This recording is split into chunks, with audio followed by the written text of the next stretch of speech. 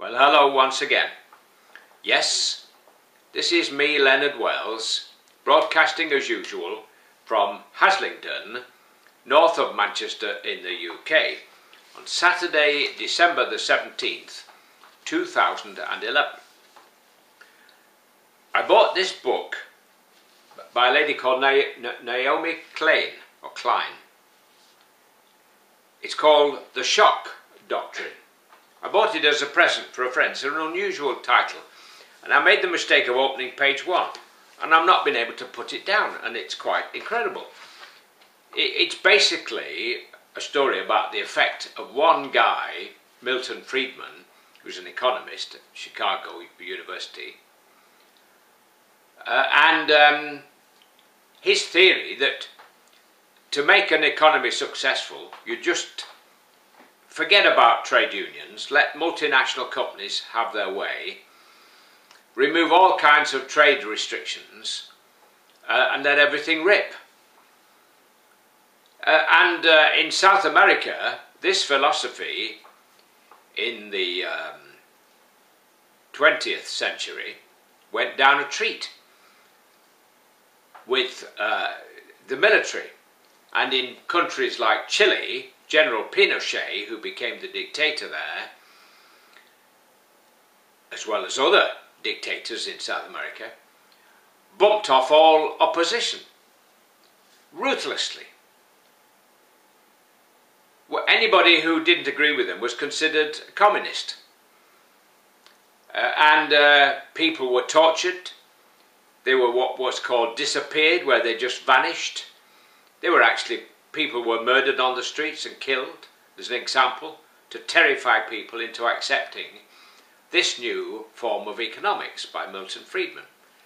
This corporatist philosophy, where the big corporations virtually rule the world, effectively. And of course, the American CIA egged these guys on, supported them, supported the philosophy of Friedman and his merry men. Because these right-wing governments were then friends of America. You see, the left-wing governments weren't particularly friendly towards America. And so the CIA was quite happy to get rid of them, and often encouraged countries to get rid of their elected government. That didn't matter to them, that there was no democracy, because you see, if you have democracy, the ordinary people won't permit a government to do what these military hunters, these generals, did. Now, Mrs. Thatcher, over here in England, highly admired what was going on in South America, because she was anti-communist to the hilt. And she thought General Pinochet was a great man and did amazing things. But when those kinds of economics were suggested to her to bring about in the UK, she said it couldn't be done because she would be thrown out by the electorate. So although she agreed with what General Pinochet was doing and became a friend of his and supported him when everybody else regarded him as a cutthroat murderer, she bided her time and carried on as usual. And not long after coming to power, she wasn't all that popular. She seemed to dislike the poor, and she certainly disliked anybody who didn't vote Conservative. Now, quite by coincidence, something happened in South America which facilitated a big change in the UK for Mrs. Thatcher, and that was when the Argentinians invaded the Falkland Islands. Now, up to this point, we'd hardly been giving a monkey's toss about what went on in the Falkland Islands. In fact, many people in the Falkland Islands, who were descended largely from Scottish immigrants, invited there by the Falkland Islands Company to raise sheep And many of these people educated their children in South America, and sometimes would run farms in South America, in Patagonia, as well as in the Falkland Islands.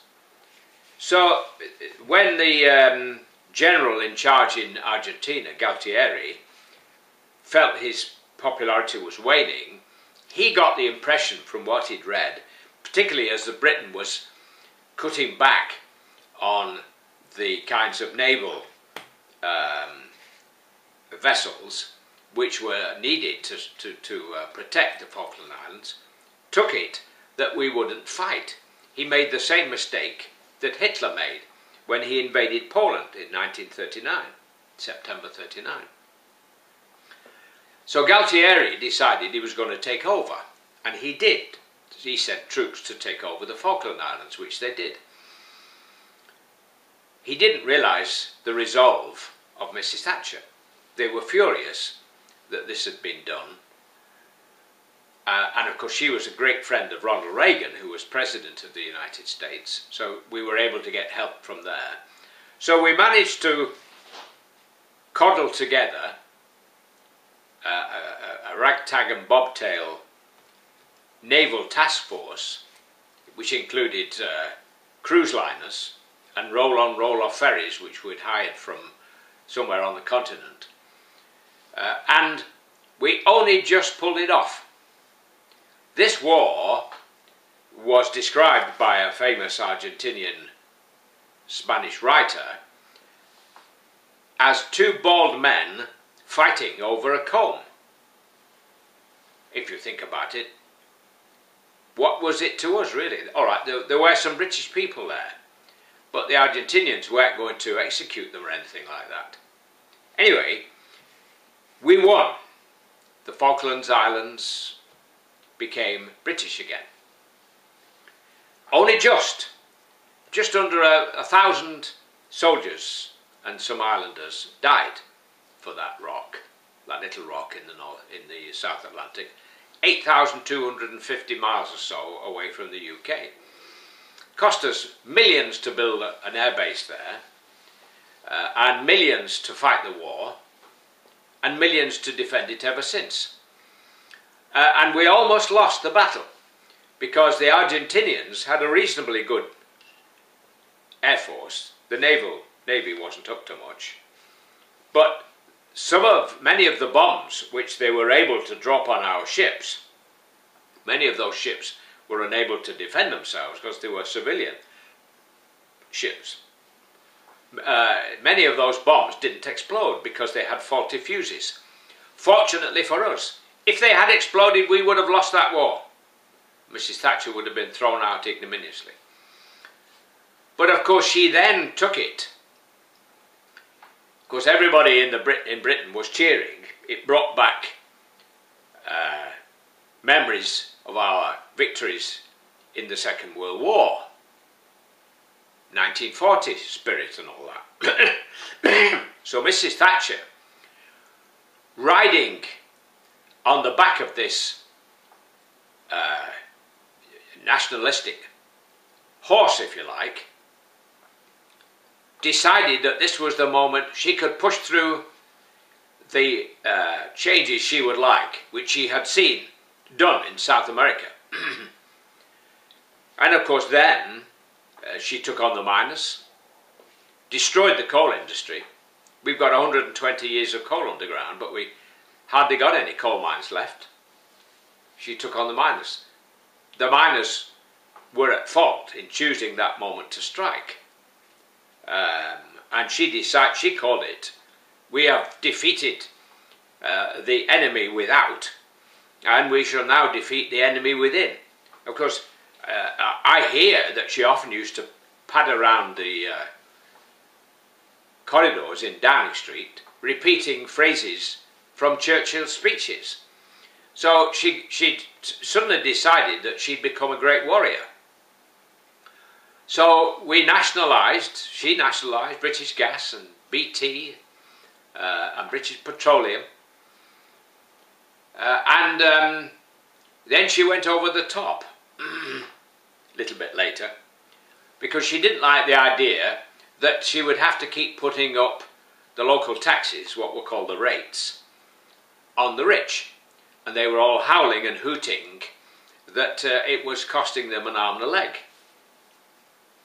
Even in properties worth $1 million, the rates were quite low by today's standards. So she thought up the idea of the poll tax.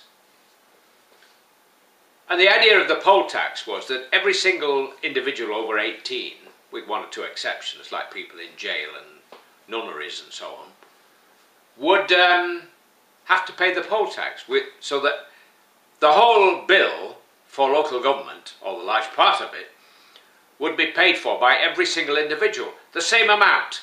Whether you were a millionaire or whether you were poor, you would pay the same. Well, I mean, this is, strangely for a conservative, right-wing Prime Minister, this is almost communism, is it not?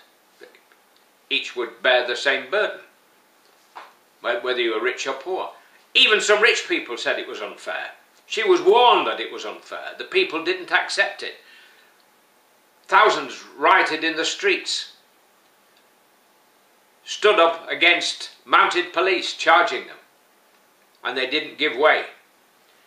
And Mrs. Thatcher was thrown out of office. She had kicked the poor people in the teeth too often, once too often. Now, looking back in those days, for example, things like the gas supply was relatively cheap.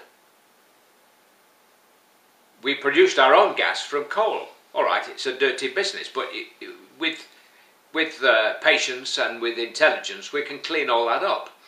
But now, we're totally in hock to the world gas powers that be.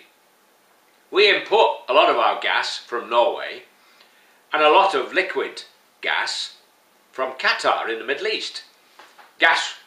Natural gas in Qatar is reduced in temperature so low that it becomes a liquid. And then it's transported in refrigerated tankers to places like Milford Haven in South Wales, and then converted back into a gas and put into the pipelines. We're totally in hock to those people. Many people in this country can't afford their gas bills, to pay their gas bills, so they leave the central heating off. I've gone back to coal rather than pay these exorbitant prices. But we're totally in hock to those guys, thanks to Mrs. Thatcher. She thinks it's very efficient. Well, some of the trains may run very efficiently, largely because she wouldn't put a proper amount of investment into the railways. So now they're getting a little bit better, but people can't afford to travel on them anymore. I mean, the walk-up fare early in the morning on a standard class ticket, if you haven't got a rail card, if you're just a normal working guy, if you walked up to Manchester Piccadilly, it's £200 plus to get to London return at that time in the morning. You can get cheaper fares if you book ahead. But anyway, what I'm coming to is that as soon as Mrs. Thatcher was thrown out, she was immediately in talks with Philip Morris Tobacco. She got some kind of consultancy with them, earning Lord knows what in fees, because she advised Philip Morris on how to strategically improve its role in selling tobacco. What an awful business to be involved in, poisoning people. But she didn't care about the poor people. She cared about highly paid executives making huge profits. The workers didn't really matter. She didn't care about the workers or the poor. Well, I've spoken enough. That's my take on the Falklands War. If you've got time, get this book, Naomi Klein, The Shock Doctrine. It's a Penguin book, I believe. Yes, a Penguin book. Very, very good. World #1 bestseller. Very easy to read, not complicated.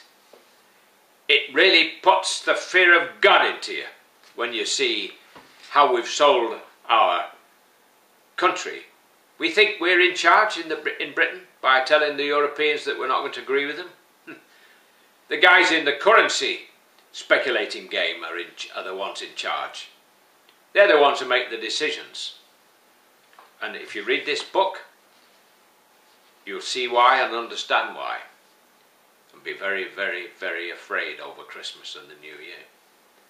God bless while it's still legal here in the UK to say God bless. Take care and bye for now.